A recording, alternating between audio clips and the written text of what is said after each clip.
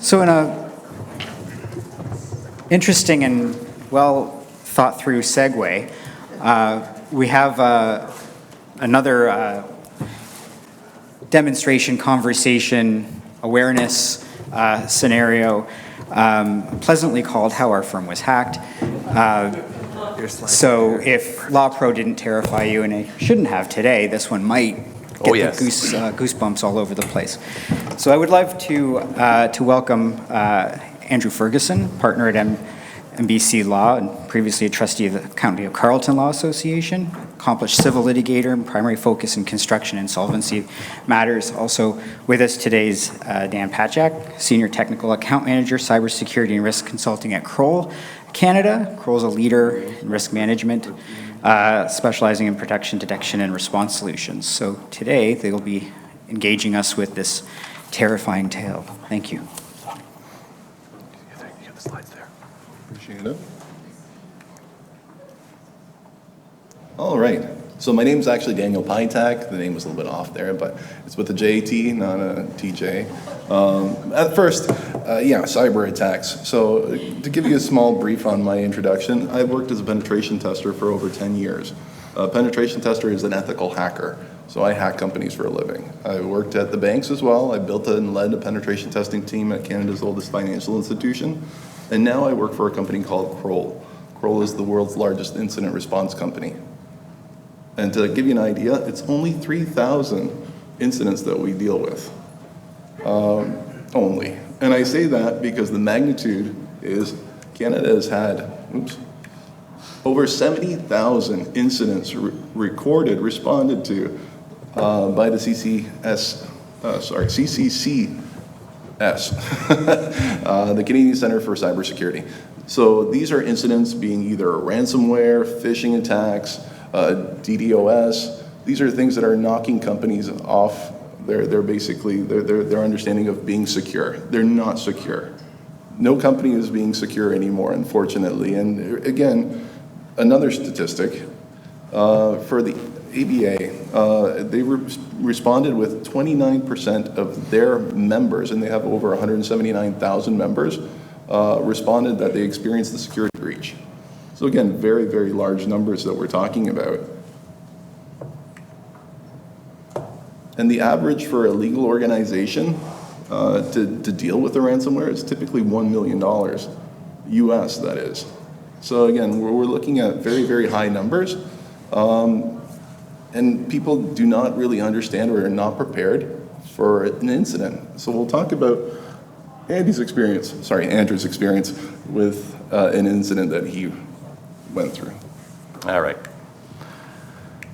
So, that Law Pro talk was great. If that didn't scare you, I am now going to scare the everlasting whatever out of you. Hopefully you weren't up late having too much Chinese food because it's all gonna come up. That's how I felt. Okay, so just to give you an idea, I'm a partner at MBC Law in Ottawa. It's a fairly mid-sized law firm. We're like 11, 12 lawyers. I think we were 11 at the time. I'm not gonna say I'm a big, important lawyer in Ottawa. We're not.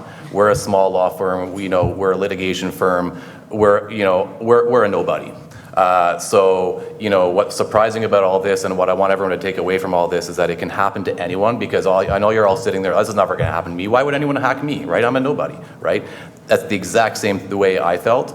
And now, like, you're all targets. I can guarantee no matter what you do, you're all targets.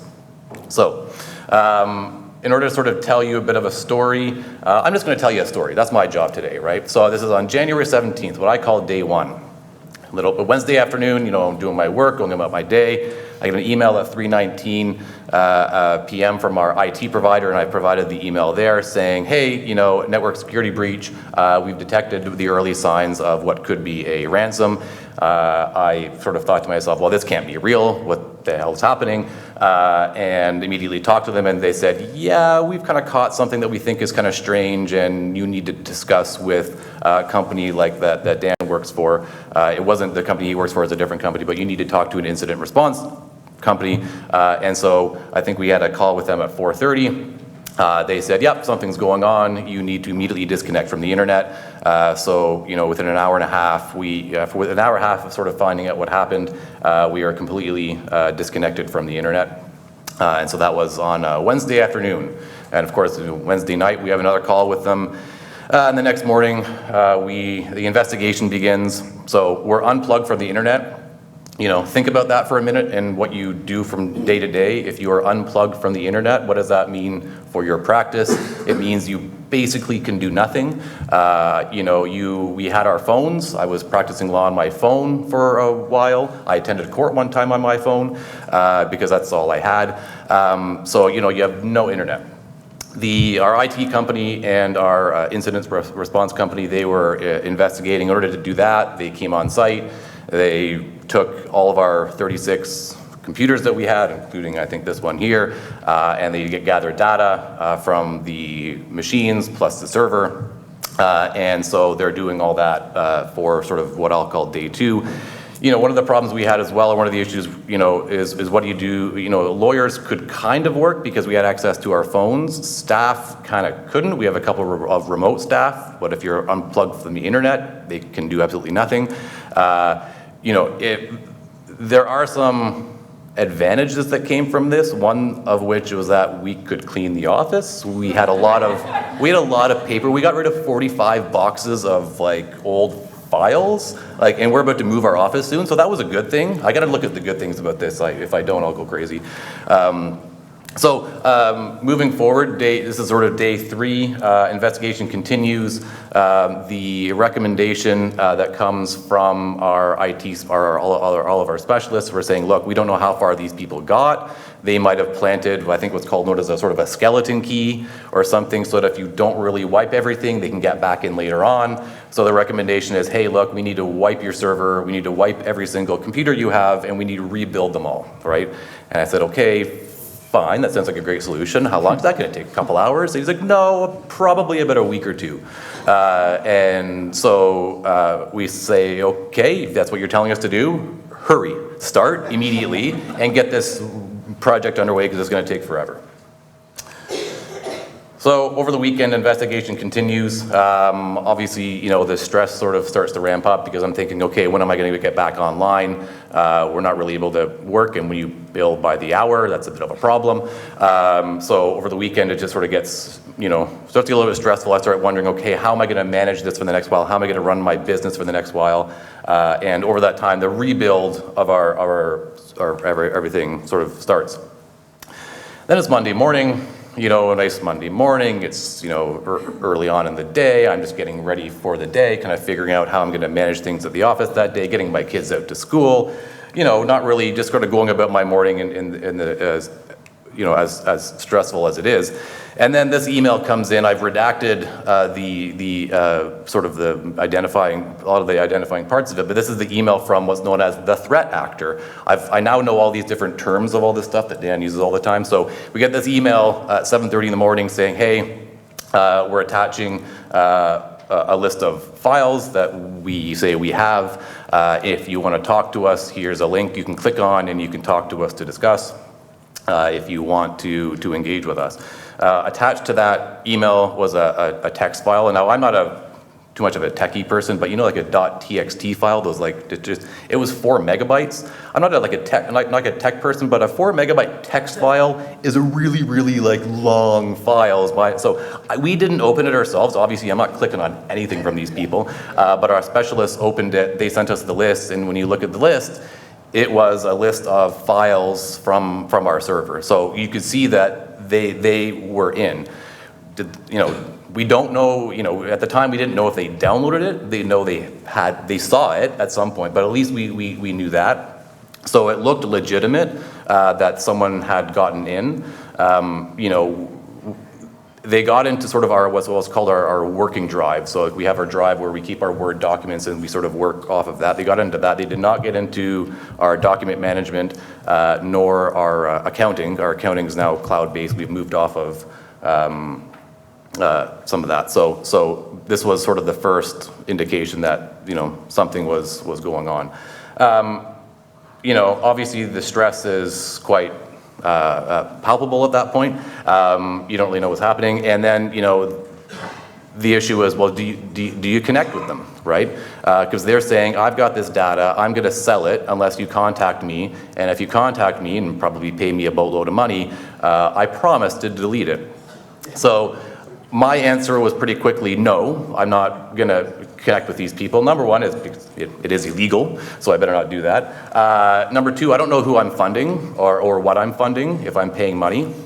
Number three is, what assurance do I have that if I pay them, they're actually going to delete this? Probably not. And I think one of the biggest considerations as well is if I'm to pay any sort of ransom or something, if I do that, well, am I not just the biggest target? Do I put a huge target on my back that they're going to come back again, right? So we made the decision very, very quickly to say, no, we're going to completely ignore these people. And because we were lucky in that it didn't get so far as a full ransom, like they were heading that way where they were about to take everything and lock us down, and we maybe wouldn't have had a choice. But we had backups, off-site backups that we could go back to from like the previous day, so we didn't really lose any data.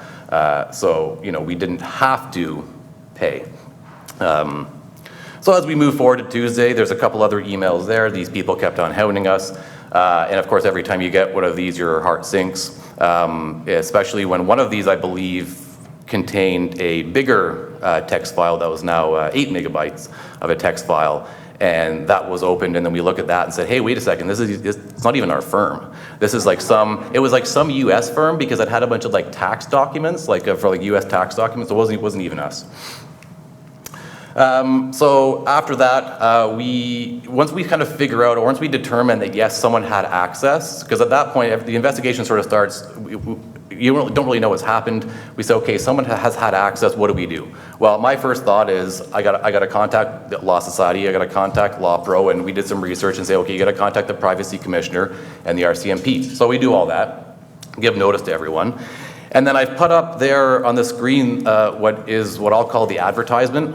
So that's the advertisement that was on the dark web that was provided to us. I've sort of smudged out the pictures there, but those are images there were a couple passports, I guess, of course, because the Law Society requires us to keep identification of clients. So I have that, of course. We have a practice of ours that does financial loss litigation. So our practice, they sue stockbrokers. Well, we have a whole pile of financial records of clients, all saved on the drive. And that particular post there that was sort of found on the dark web, that was also on a Twitter account. So there's some kind of hacked Twitter account that if you read it, it's even more scary because it reports all the hacks that happen daily. And if you really want to get scared, read that. But I'll recommend that you don't. So in order to comply with privacy obligations, we send a letter to our clients. Here's the letter we send. So in order to generate that list, we go into our accounting software and say, okay, well, I want all the emails of all of my clients from the last, I don't know how many years. And so the email so each lawyer sent out an email. I sent out an email to about 650 different email addresses. That was my sort of portion. So you can imagine, a firm that has a dozen lawyers, this is being sent out thousands of times to clients. And then, of course, you have to deal with clients who are upset, and there were several, and rightly so. I get it, I understand. We had one of our partners dealing with that, and she spent a lot of time sort of managing that. As the days go on, we're now into 2 weeks into this. Now there's an email called the Dear Client of NBC Law, and this is now being sent out to, so this is not just to us internally. This is now going to other lawyers in the city of Ottawa. It's going to opposing parties, and it may be going to clients as well. We're not sure if it went to, but basically it seems like these people scraped a bunch of the email addresses from some of the stuff they took, and are sort of randomly sending out this email to a bunch of other email addresses that they found. And so the good thing about this was that we got our letter out to the clients first before this went out. So because you want to get ahead of it, you want to make sure, in order to sort of manage the reputation, et cetera, with your clients, you want to make sure you get ahead of it. So we did that. And this is one of the emails we got back from that letter I sent out. This is an email to the partners saying, hey, completely understand, it's tough that you're going through that. Oh, and by the way, we also had an intrusion some time ago as well. And I think his comment is best, where he says, it's just a question of when and not if you get an attack, right? And this was, for the most part, the feedback we did get was positive. Moving forward, this is now day 19, right? We're now going on 3 weeks. Again, I'm slowly rebuilding my server. We're not back up to 100% yet, and these people continue to hound us and send us stuff and keep on sort of, well, I'll sort of say escalating the threat. We then go forward, we post on our website, so there's direct notification, which is a letter to our clients. There's also indirect notification for clients that we don't have contact information anymore, so we put a posting on our website. At the time, this was really, really embarrassing. I've kind of gone through all these stages about all this. I mean, I know if Doug's here. I was discussing this with Doug right when I was in the throes of it, right? And I'm like, oh my gosh, Doug, you can't tell anyone, this is what's happening, like, oh, I don't know what I'm gonna do, blah, blah, blah. He says, oh, you should really talk to FOLA about that. And I'm like, Doug, are you kidding me? Like, my words to him were, I don't wanna be the poster child of this. That's exactly what I said, and that here I am now sharing my embarrassing story. But it's not embarrassing. It was embarrassing at the time, but now I've kind of gone through these stages where I think it's just everyone's gotta know about it. So this is now 3 weeks into this, day 21. Again, they're saying all this stuff. Hey, we still have your data. There's some kind of timer or something that they're going to publish. And I think this is now the last email we received. This is February the 7th, so a few months ago. I think this is the last one we received. Nothing else has come after that since, at least not yet. But I'm just sort of waiting for sort of the ticking time bomb as to whether this is going to come back again. So in terms of reporting, like I say, we did reported to the Law Society, Law Pro, our insurance company, our CMP, Privacy Commissioner, and we saw our cybersecurity experts helping us with it. What you kind of find out is that you're sort of on your own. Your cybersecurity people and IT people, they can deal with the tech side of it and they can help you with that. But in terms of what you need to do and what you should be doing and what steps to take, there really is a lack of guidance out there. I was a little bit surprised because my thought was, I got to call the Law Society, they'll help me, right? No, not so much. They were very pleasant. They were great to deal with. Same with Law Pro, very good to deal with. But we can't really. You're on your own. You're on your own when you have to sort of figure this out. You can engage breach counsel. We decided not to, but you can hire counsel to help. So. The risk to clients when this happens, obviously they have their personal data. You saw there were some passports that apparently were taken, maybe some banking information. And so, what you have to consider, I never really considered this before, it really is what data are you storing? Right, we have to have identification, we're required to. Like I said, I have bank statements. If you practice personal injury law, well, you have medical records. You have privileged advice, all that sort of thing. When you start to think, you really have to turn your mind to like, what am I keeping? What do I have, right? Because you actually have a lot of stuff on there that is a huge risk to clients. Because what happens is that these people take this, they sell it on the dark web to other people, other criminals who then do other stuff with it.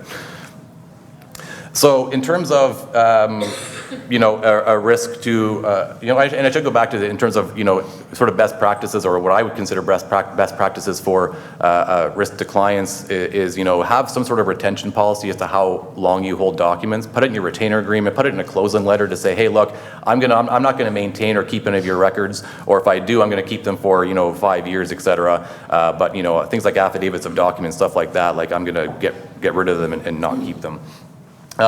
Risks to your firm, and when this happens, obviously you lost data. Think of the precedent. So if someone actually gets in, takes it all, and locks you out, which I have heard, I know it's happened to a lot of other firms, you can lose all your precedents, you lose all your ongoing work. And to really, really scare people, what you can also lose if you're still using something like PC Law or a server-based accounting software, you lose your WIP. Right? Think of all the accounting data that you can lose, going back for years, and how do you rebuild your accounting data, and how do you track all the WIP that you've built up for the last couple of years, let's say on some files. So we moved about a year before to a cloud-based system, something like Clio. I think it's called Soluno, so we're on a cloud-based system now. So there was no risk to that. Reputational, risks. Obviously, this gets set down to clients, and the last thing you want is clients, oh my gosh, NBC, they can't protect our data. But as Dan said, like, no, you can't completely protect your data. But in terms of reputation, like, we sent out this letter, and as strange as it sounds, I think I got work by sending that out. Like, I sent out, because again, I sent this out to hundreds of people, some clients I hadn't worked for in a while, and I don't know if it was a coincidence, but these clients reached out to me shortly after that saying, hey, Andrew, I've got this issue, can you help me with it? Right, so I don't know if that's the case, but I kind of think, but that's the scary part about this, is 99% of the people didn't care this happened, and like, I think some people actually tried to hire me after that, right? So it's kind of scary that we're all used to it. And of course, the mental health and stress, because this was not an easy time for me, those couple of weeks or month or two or whatever that was. It was really, really tough of going through that. And now, of course, you're all wondering, what did this cost? Like, what were your actual costs? So again, we did not have to pay a ransom. We had to pay our IT people to rebuild our server. We had to pay our incident response people. About an out-of-pocket cost of about $50,000. Probably maybe a little bit more, because sort of a few things have happened after that, sort of as things have we sort of built things back up. But there's also a bunch of downtime. I've kind of gave some estimates there about, in terms of downtime, how much were we actually productive, and so I'd say after a month, we were sort of back up and running at 100%, because it just takes that long. But, compare that to a ransom, that could it be anywhere, I mean, I don't know how many hundreds of thousands of dollars there, plus that as well, right? So as much as I've sort of described how terrible this was, this is actually a good story. This is a success story, because this was caught before it got too far, sort of as I said earlier, when I was sort of embarrassed about talking about this and could never imagine at the time that if you told me in January I'd be sitting in front of you, all you fine folk, telling this story, I think you're nuts. Because, but I think that's the other thing, that's one of the other positives too, is to spread stories like this, because when I would tell people about this when it was happening, oh my gosh, don't tell anyone, but this is happening. Like, oh yeah, no, we've heard of this other firm, this happened, and oh yeah, so-and-so paid a ransom and all this stuff. Like, it's happening more than you think. So you have to make sure that your members know about this, that they're aware about it, and that they're taking steps to make sure that, number one, your data, you've got sort of how you're retaining your data and how it's protected. So, if there's any messages to convey from me, it's, look, take this seriously. Know that you are not alone, but you're kind of alone, because when this happens, you're sort of on your own. And again, protect yourself and try to be a success story, because it can, it was a challenging time for those couple months or so. And Andy's lucky, he had a friend to call, and I did have a phone a friend too, yeah, so. It was nice that way. I was able to help him out a little bit.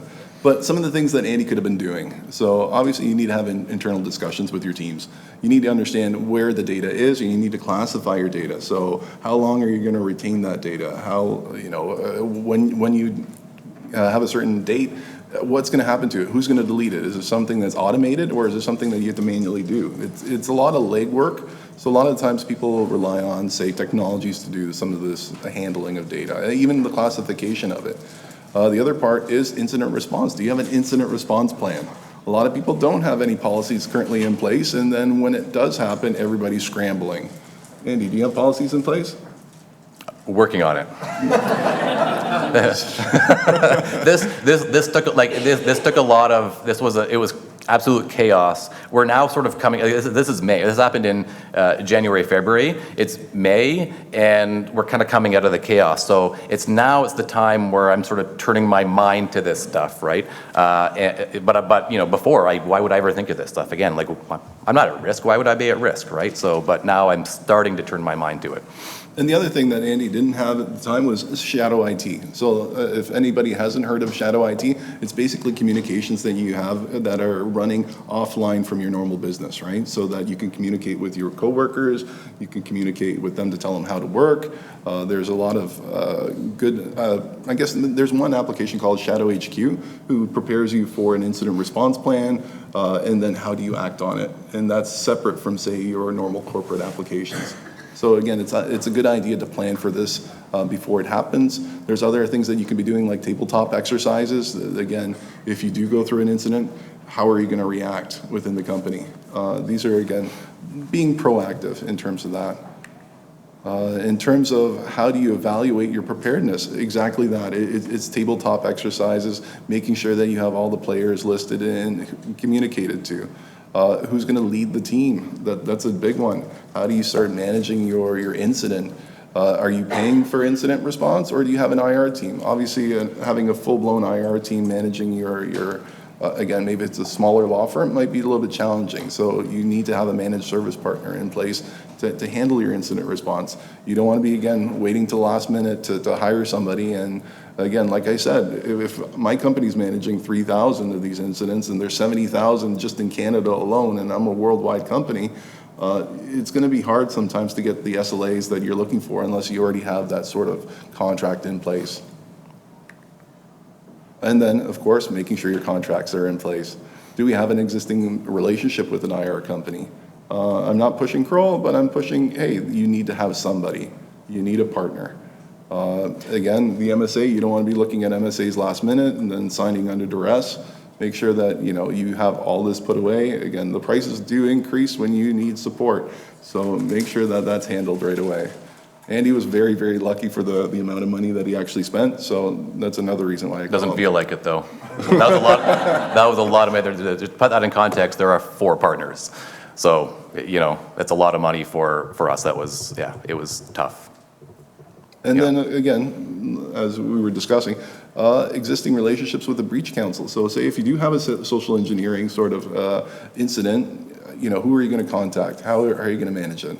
Is our council experienced with data breaches? I hope so, because this is increasing. Again, the surge from 2022 to 2023 was a 25% increase in Canada alone.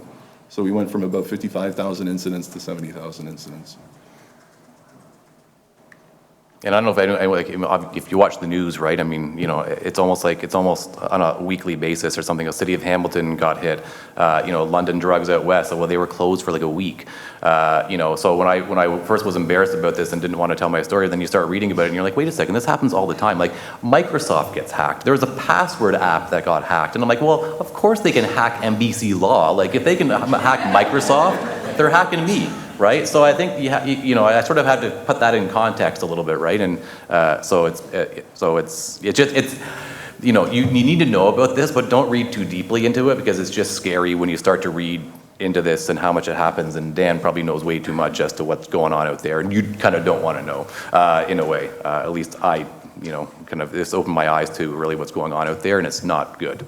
So, anyways, that's my. Well, I'll give you another specific stat. So my response rate in terms of doing, say, phishing attacks is 100%. I always get somebody in the company. And it's only one person that I need. And people don't understand that. Like, say, again, I hit somebody like an exec, and now I have access to all their emails. And sometimes if they're on the cloud with M365, guess what? I have access to all their files now, too, because I log in as that person. Again, you can't rely on things like Okta with MFA anymore. That's, again, a security feature, but Okta's getting hit left and right now. So you can't rely on all technologies. You need to have a plan in place and how you would deal with an incident when it does happen. So hopefully it's not too scary. Yeah, so we're sort of out of time. We have like maybe a minute left for a question or two. Sure. What kind of tech did you have that tips you off that something was happening? We were lucky in that we've got stuff now. So the one you have everyone's got like their virus software or whatever, right? What you may not necessarily have is sort of like a monitoring software, which we did not have at the time. We've got it now, obviously, but we didn't. So if everyone, you should have a virus scan. Plus, you also should have a monitoring so a virus scan scans for files. The other software scans for activity, right? It watches for stuff happening. To tell you the truth, what happened was that our IT people were online trying to fix some stupid software that never works, and they were online with these people and saw this other sort of application going on and this other thing happening, and the guy's like, wait a second, that's not something we're doing, that looks kind of weird. And that was the way he caught it and said, okay, whoever he was on the call with said, okay, we got to hang up because I got to go deal with this and figure out what it was. So when I say we were lucky, we were like lucky. Like it was just, he happened to catch it, you know, while they were like mid-download of stuff. So had it gone on for a couple more weeks, and they had been into our system, as we found out later, they'd been into our system for a month, unbeknownst to us. Like it was like middle of December is when the first sort of attack got in. And then there was a month later when I got caught, and had they gone for a little bit longer, it could have, you know, effectively sort of, I want to say wiped us out, but it could have been disastrous. So I say lucky, I mean like lucky. I'll also say vuln scanning does not work anymore. So if you're thinking that you're going to rely on McAfee to find your malicious attackers inside your environment, it's not going to happen.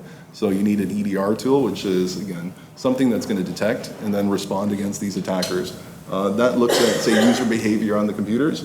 So say if you're doing something that's maybe not normal for your person, they're going to flag that as an incident, and then you'll get some sort of traction from, say, your MSP or something like that. Yeah, and so about a month ago, that software picked up something again, and we were able to stop it. So everyone's scared now? Good. We're out of time.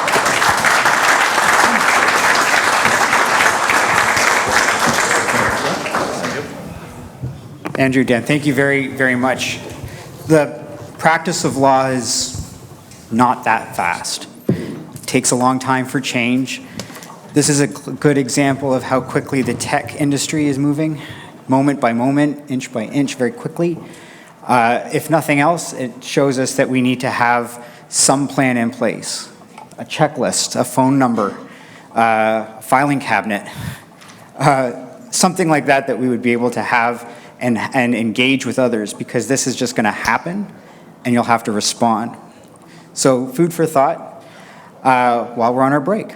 So we'll see everybody back here at about 11:15.